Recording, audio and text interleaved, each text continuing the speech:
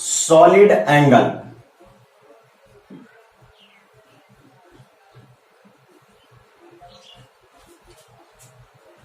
Student, अब तक हम लोगों ने एक एंगल के बारे में सुन रखा हुआ है और जिसको हम जानते भी हैं। एंगल क्या होता है? Arc by radius, arc upon radius. और ये किसी सर्किल और सर्कुलर डिस्क के लिए होता है। इट मींस एक सर्किल में उसका आर्क जो सेंटर में एंगुलर डिस्प्लेसमेंट रखता है उसको हम लोग एंगल बोलते हैं। क्लियर? ठीक उसी तरीके सॉलिड एंगल है। सॉलिड एंगल 3 डायमेंशनल बॉडी के लिए होता है, जैसे कि स्फेयर। अब एक स्फेयर में जो उसका सरफेस एरिया है उसके सेंटर पे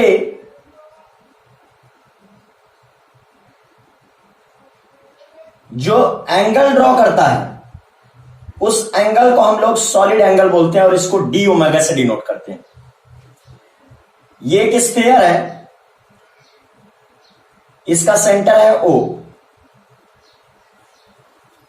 जैसे एक सर्किल में आर्क सेंटर ओ में एंगल ड्रॉ करता है, सिमिलरली एक स्फीयर में स्फीयर का जो सरफेस एरिया है वो भी सेंटर में एक एंगल ड्रॉ करता है जिसे हम लोग बोलते हैं solid angle. Clear? Since surface area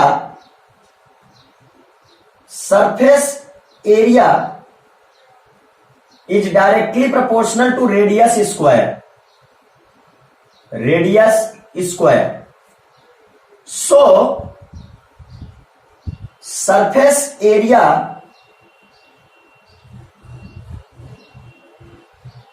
is equal to the constant into radius square. Student, ये जो कांस्टेंट टर्म है इसे ही हम लोग सॉलिड एंगल बोलते हैं। It means solid angle is equal to the surface area upon radius square.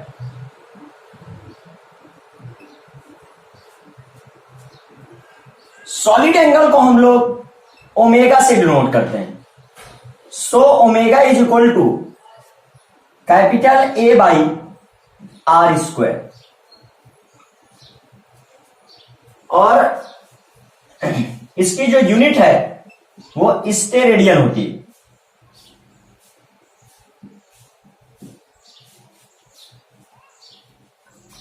For very small area vector D A solid angle is d omega. For very small area dA, solid angle is d omega equal to the dA upon r square. Steradian.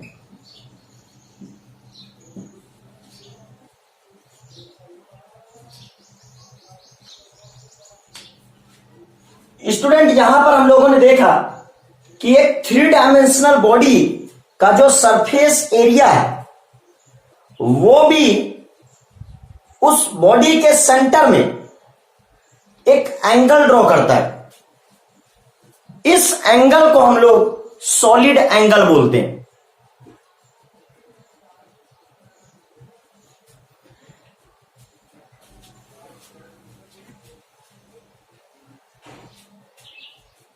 Student note number 1 है solid angle में, ये जो whole surface area of any sphere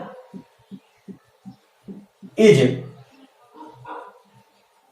that is 4 pi R square, then surface area of sphere, surface area of sphere is equal to the 4 pi r square.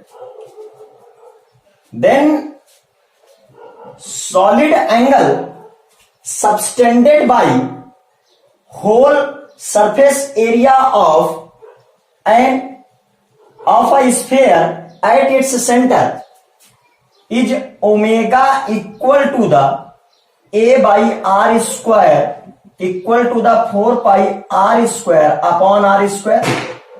It means 4 pi stay radian.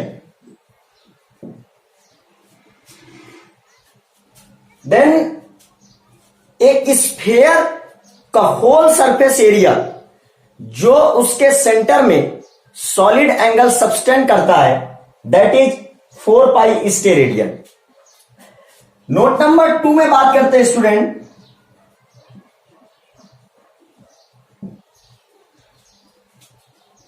मान लीजिए suppose that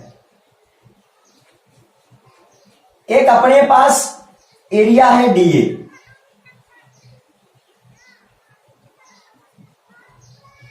then this is area vector DA. Then student जो इसका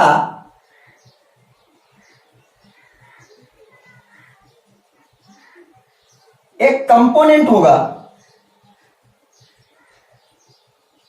eight an angle theta, that is D A cos theta.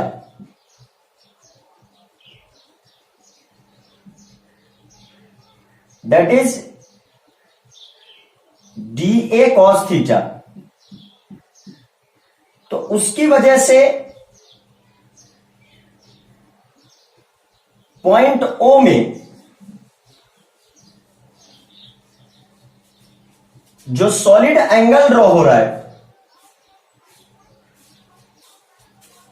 Then ये area जो बना, इसी area DA का component है ये डीए कॉस थीटा, और इन दोनों के बीच भी एंगल देखा जाए तो वो थीटा होगा। तो इस वेक्टर डीए के कंपोनेंट डीए कॉस थीटा की वजह से सेंटर ओ पर जो सॉलिड एंगल ड्रॉ होगा, that is D omega is equal to D A cos theta upon R square.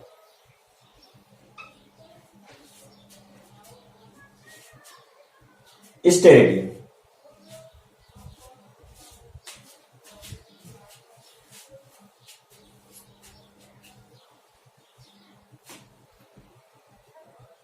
Gauss's theorem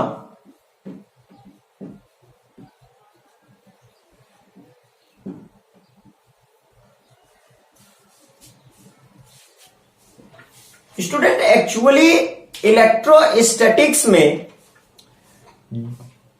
जो इलेक्ट्रिक चार्ज का डिस्ट्रीब्यूशन है, like linear distribution of electric charge, superficial distribution of electric charge, volume distribution of electric charge,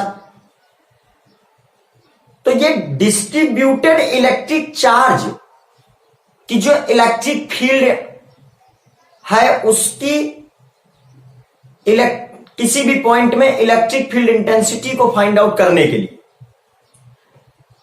और इस तरह के distribution of electric charge की वजह से जो इलेक्ट्रिक फील्ड प्रोड्यूस होती है उसकी स्टडी के लिए गॉसेस थ्योरम बनाई गई।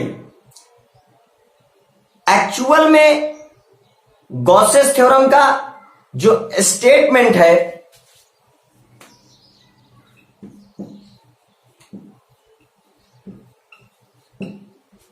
जो गॉसेस थ्योरम का स्टेटमेंट है वो ये कहता है किसी भी शेप के क्लोज्ड सरफेस के अंदर जो इलेक्ट्रिक चार्ज प्लेस्ड है उसकी वजह से उस क्लोज सरफेस से जो इलेक्ट्रिक फ्लक्स पास हो रहा है वो उस क्लोज सरफेस के अंदर चार्ज का 1/ε0 टाइम्स होता है। मतलब किसी भी शेप एंड साइज के क्लोज सरफेस के अंदर जो इलेक्ट्रिक चार्ज प्लेस है उसकी वजह से उस क्लोज्ड सरफेस से पास होने वाला जो इलेक्ट्रिक फ्लक्स है वो इस चार्ज का 1/ε0 टाइम्स होता है। It means electric flux passing through any closed surface is equal to the 1/ε0 times of electric charge placed inside closed surface। Student मान लीजिए सपोज दैट ये अपने पास एक क्लोज सरफेस है। अब अगर हम इस क्लोज सरफेस के अंदर एक charge Q coulomb electric charge को प्लेस कर देते हैं, मान लीजिए सपोज दैट इस पेन में हमने इलेक्ट्रॉन को रिमूव करके Q coulomb electric charge produce किया, देन ये जो अपना क्लोज सरफेस है इसके अंदर हमने Q चार्ज प्लेस किया, देन इस Q चार्ज से जो इलेक्ट्रिक फील्ड लाइंस निकल रहे हैं तो then total number of electric field lines passing through this close surface is equal to the electric flux of this surface.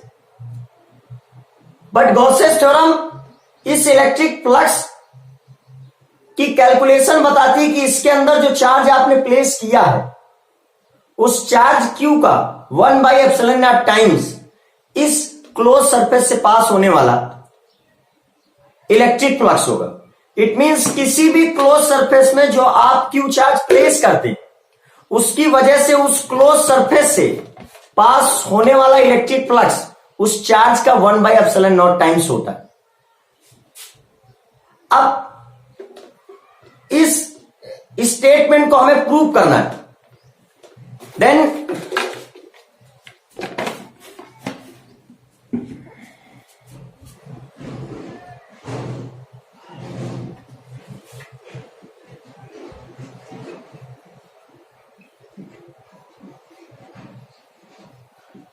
Proof of Gauss's theorem.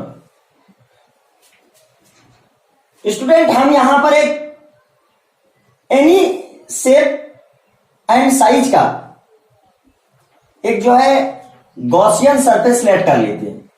ये हमारे पास एक क्लोज्ड गॉसियन सरफेस है। Point ओ में इस क्लोज गॉसियन सरफेस के अंदर point ओ में हमने एक positive Q coulomb electric charge को प्लेस्ड किया। अब इस चार्ज से स्मॉल आर डिस्टेंस में गॉसियन सरफेस में एक पॉइंट P लेट करते, देन स्टूडेंट पॉइंट O से पॉइंट P की जो डिस्टेंस है उसको स्मॉल आर लेट कर लेते। अब क्या है, ये जो पॉइंट O पर Q coulomb electric charge placed है वो पॉइंट P में जो इलेक्ट्रिक फील्ड इंटेंसिटी प्रोड्यूस कर रहा है वो होगी वेक्टर E, और उसको कैलकुलेट भी कर लेते हैं। Electric field intensity due to Q charge at point O at point P at point P. Vector E is equal to 1 by 4 pi epsilon naught. Point P में 1 कूलम इलेक्ट्रिक चार्ज को place कर लेते हैं. Q into 1 is equal to Q upon small r square. 1 by 4 pi epsilon naught Q by r square. This is the electric field intensity at point P due to Q electric charge placed at point O. Then students, point P के surrounding अगर हम एक very small area vector DA let कर लीजिए,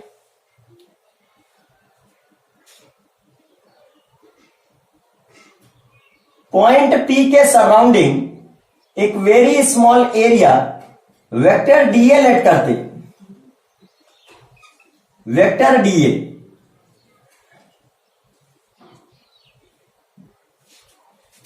then इस very small area, very small area vector DA से जो pass होने वाला इलेक्ट्रिक फ्लक्स है, वो electric flux passing through very small area vector DA around point P, around point P, D phi suffix C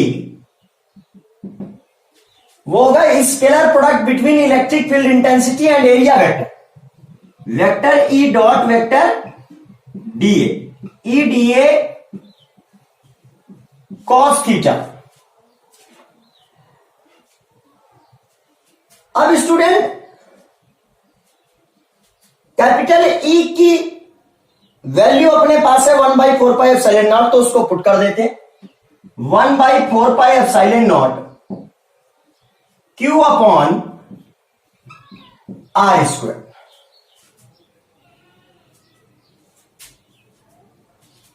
then D A cos theta, D phi suffix E is equal to हो गया अपने पास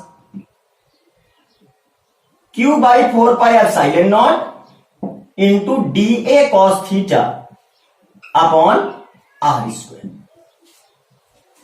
अब student ये जो area vector D है, इसका जो component vector D A cos theta electric field intensity के डायरेक्शन में डी ए कॉस थीटा, उसकी वजह से पॉइंट O में जो सॉलिड एंगल ड्रॉ हो रहा है डी ओमेगा, वो बनेगा D omega is equal to the area upon radius square D A cos theta upon R square. Then in place of D A cos theta हम put कर सकते हैं D A cos theta by R square, हम put कर सकते हैं D omega. Then student D phi suffix E is equal to Q by 4 pi epsilon naught into D omega. अब क्या है, ये तो इस गॉसियन सरफेस के very small area vector DA से पास होने वाला इलेक्ट्रिक फ्लक्स. स्टूडेंट हमें इस होल गॉसियन सरफेस, ये पूरे क्लोज्ड गॉसियन सरफेस से पास होने वाला इलेक्ट्रिक फ्लक्स फाइंड आउट करना है. तो वो क्या होगा, electric flux passing through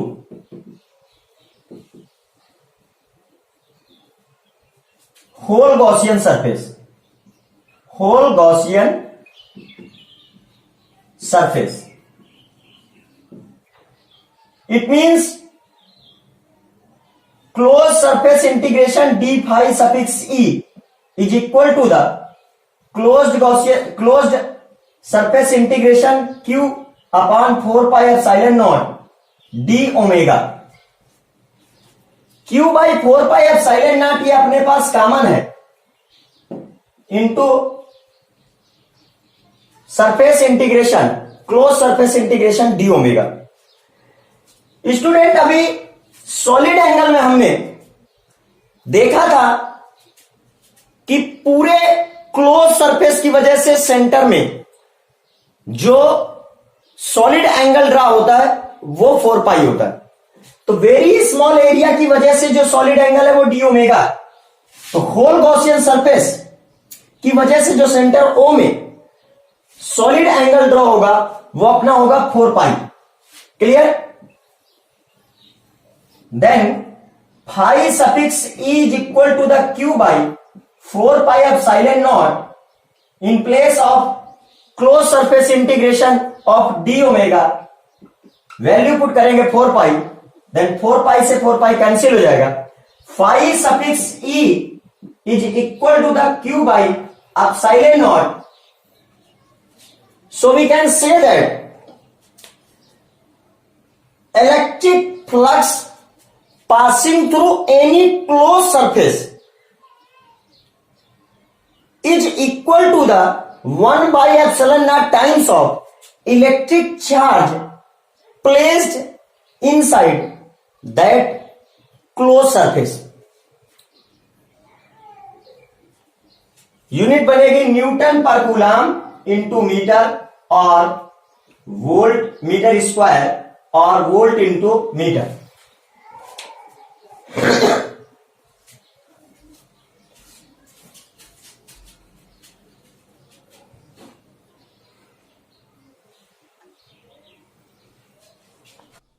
to prove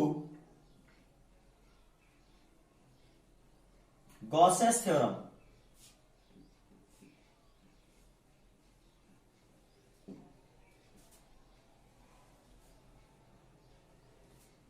student second method से गॉसेस थ्योरम को प्रूव करने के लिए हमें क्या करना है, पॉइंट ओ में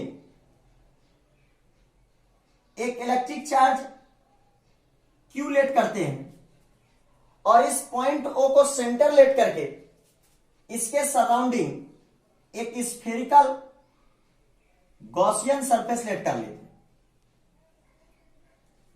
इसके सराउंडिंग एक स्फेरिकल गॉसियन सरफेस लेट कर लेते हैं। एक स्फेरिकल गॉसियन सरफेस लेट कर लेते हैं और अब क्या करते हैं, इस स्फेरिकल गॉसियन सरफेस से इस spherical Gaussian surface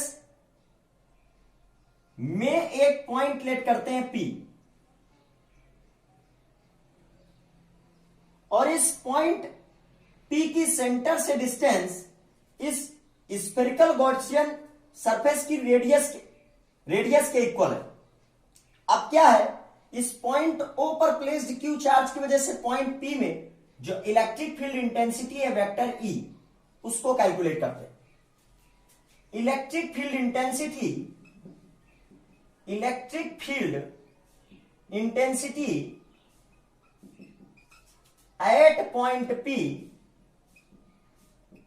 due to Q charge at point O.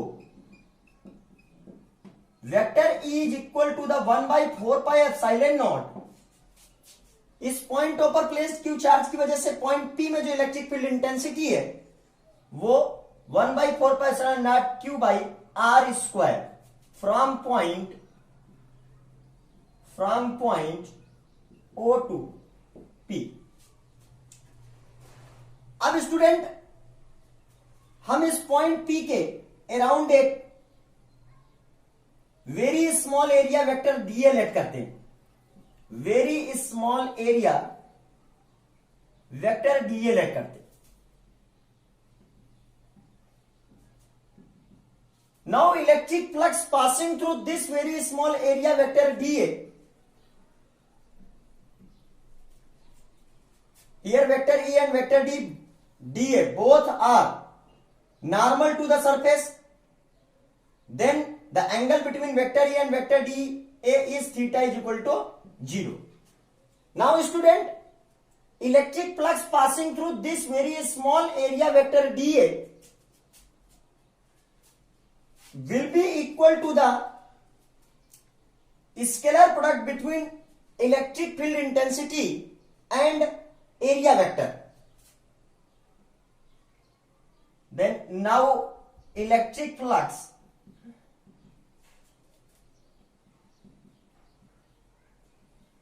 passing through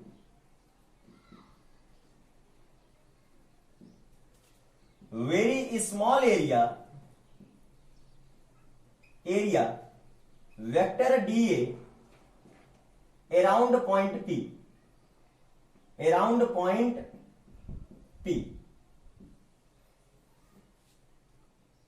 is given below.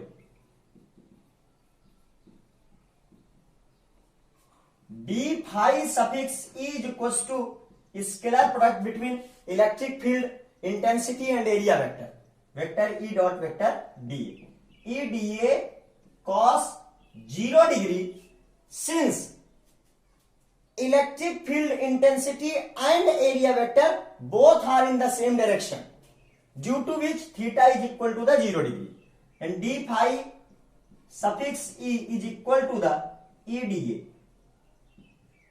Now student, we have the value magnitude of vector E 1 by 4 pi epsilon naught q by r square. Then उसको put कर देते 1 by 4 pi epsilon naught q upon r square into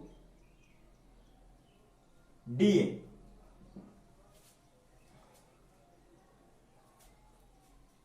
Now student,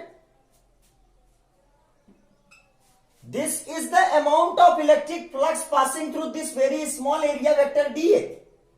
For net electric flux passing through whole spherical Gaussian surface, we will take the closed surface integration of this electric flux for very small area vector dA.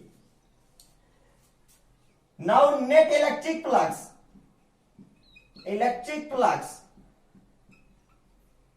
passing through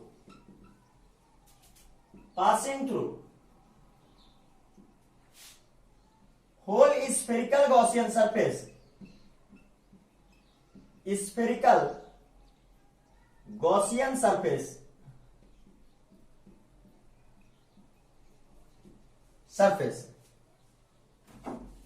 means this is the closed surface integration.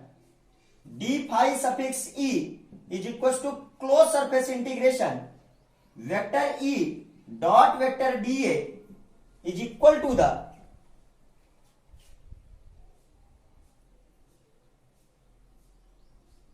q by 4 pi epsilon naught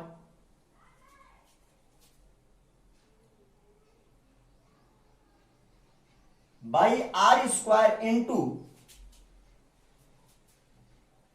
close surface integration dA. Student, अगर आप इस surface में कोई भी point किसी भी place पे point P को लेट करते हैं, देन सेंटर O से उस पॉइंट का डिस्टेंस स्मॉल r ही रहने वाला है. Then the value of small r is constant. आप सरफेस में कहीं पर भी पॉइंट को लेट कर लीजिए, but amount of electric charge जो Q सेंटर पर है उसमें कोई चेंज नहीं होगा. देन ये सारी वैल्यूज कांस्टेंट है, देन कांस्टेंट टर्म को हमने इंटीग्रेशन के बाहर ले लिया. अब स्टूडेंट, ये जो क्लोज सरफेस इंटीग्रेशन डीए है, इसका मीनिंग क्या है? भाई very small area vector DA, very small area vector DA का अगर हम क्लोज सरफेस इंटीग्रेशन करते हैं तो ये जो है पूरे स्फेरिकल गॉसियन सरफेस के सरफेस एरिया को डिनोट करेगा. It means in place of close surface integration DA we can put 4 pi r square, then q upon 4 pi epsilon naught into small r square into 4 pi r square. 4 pi से 4 pi cancel, then जो total electric flux इस closed spherical Gaussian surface से pass हो रहा है वो Q by epsilon naught, volt into metre और newton per coulomb into metre square. Student यहां जो हमने गॉसियन सरफेस लेट किया है, ये गॉसियन सरफेस एक डेफिनेट शेप एंड साइज का है, तो हम कह सकते हैं कि ये जो प्रूफ है हमारा एक पर्टिकुलर शेप एंड साइज की बॉडी के लिए। लेकिन स्टूडेंट जो हमारा रिजल्ट आ रहा है उस रिजल्ट में कोई भी ऐसा टर्म नहीं है जो इस चीज को डिनोट करता हो कि ये किसी एक पर्टिकुलर शेप एंड साइज की बॉडी के लिए। इसमें कोई भी ऐसा ज्योमेट्रिकल फिजिकल क्वांटिटी प्रेजेंट नहीं है जो ये शो कर दे कि ये फार्मूला इस स्फीयर के लिए, बिकॉज जो क्यू है वो स्फीयर के अंदर प्लेस्ड इलेक्ट्रिक चार्ज है और जो epsilon not time epsilon not है वो तो परमिटिविटी ऑफ फ्री स्पेस और एयर है। इट मीन्स हम ये कह सकते हैं कि ये जो अपना फार्मूला है, जो अपना रिजल्ट निकल के आ रहा है, वो ये नहीं शो करता कि ये एक स्फेरिकल गॉसियन सरफेस के लिए। तो हम कह सकते हैं कि ये जो रिजल्ट है ये किसी भी बॉडी के लिए एप्लीकेबल होगा। देन स्टूडेंट ये हमारा सेकेंड मेथड था जिससे हम लोग गॉसेस थ्योरम को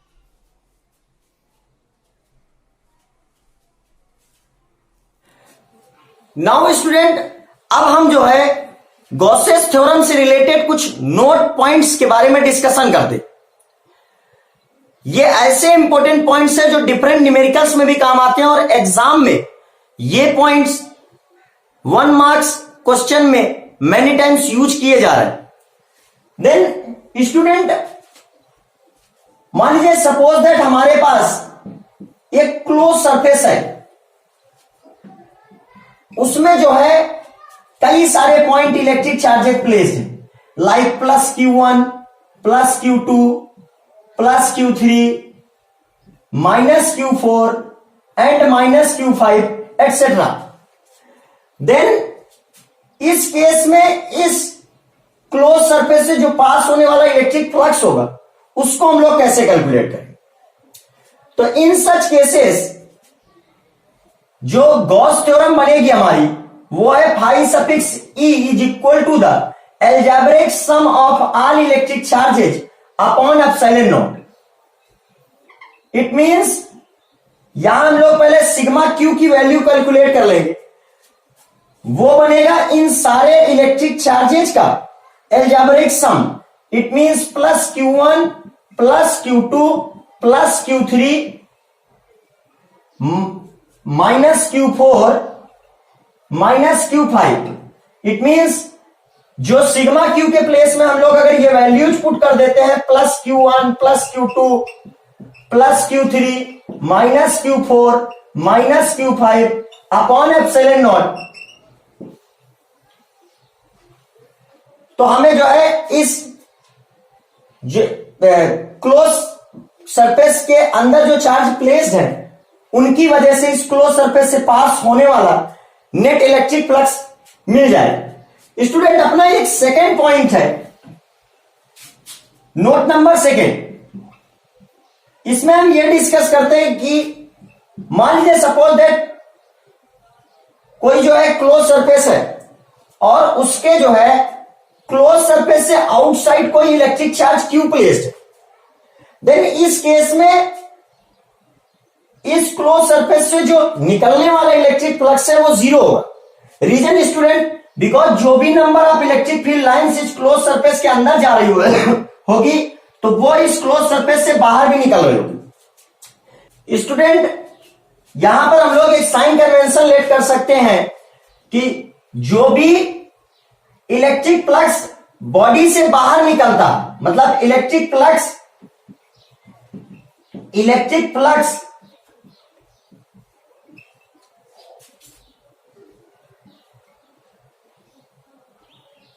comes out from body, then वो हमारा पॉजिटिव होता है। बट जो भी electric flux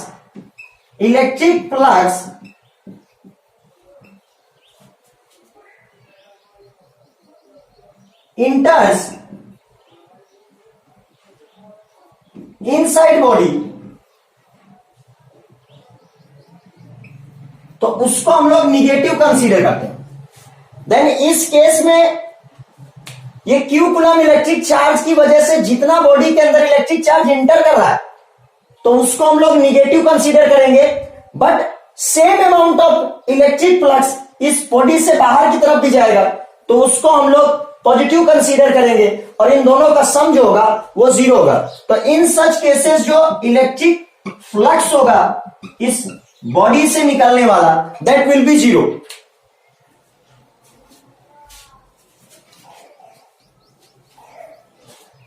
student note number 3 में अगर मान लीजिए सपोज दैट किसी बॉडी के अंदर पॉजिटिव चार्ज प्लेस्ड है, देन बॉडी से इलेक्ट्रिक फ्लक्स बाहर निकलता है। इट मींस मान लीजिए सपोज दैट किसी ऑप्शनल क्वेश्चन में आपसे पूछा जाए कि एक क्लोज सरफेस है और उससे इलेक्ट्रिक फ्लक्स बाहर निकल रहा है, तो उसके अंदर जो इलेक्ट्रिक चार्ज होगा उसका नेचर कैसा होगा। देन इस केस में जो इलेक्ट्रिक चार्ज का नेचर होगा बॉडी के अंदर वो पॉजिटिव टाइप होगा।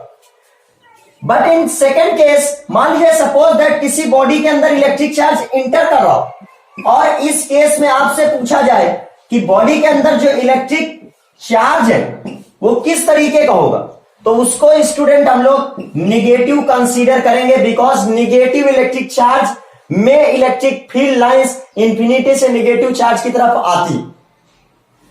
नंबर 4 कॉन्सेप्ट है, नोट नंबर 4 जो है अपना, उसमें student integral form of Gauss's theorem को हम लोग डिस्कस करते हैं। देन वो होती है फाई सफिक्स ई। हमें पता है कि पहले हमें क्या करना है, very small area vector DA से जो इलेक्ट्रिक फ्लक्स पास होता है उसको कैलकुलेट करना है, फिर होल गॉसियन सरफेस के लिए क्लोज इंटीग्रेशन कर देना है। आफ्टर दैट जो भी हमें आंसर आएगा उस क्लोज सरफेस के अंदर जो चार्ज है उसका 1/ε0 टाइम्स वही इलेक्ट्रिक फ्लक्स होगा जो उस बॉडी से पास करेगा। तो ये जो है हमारी integral form of Gauss's theorem.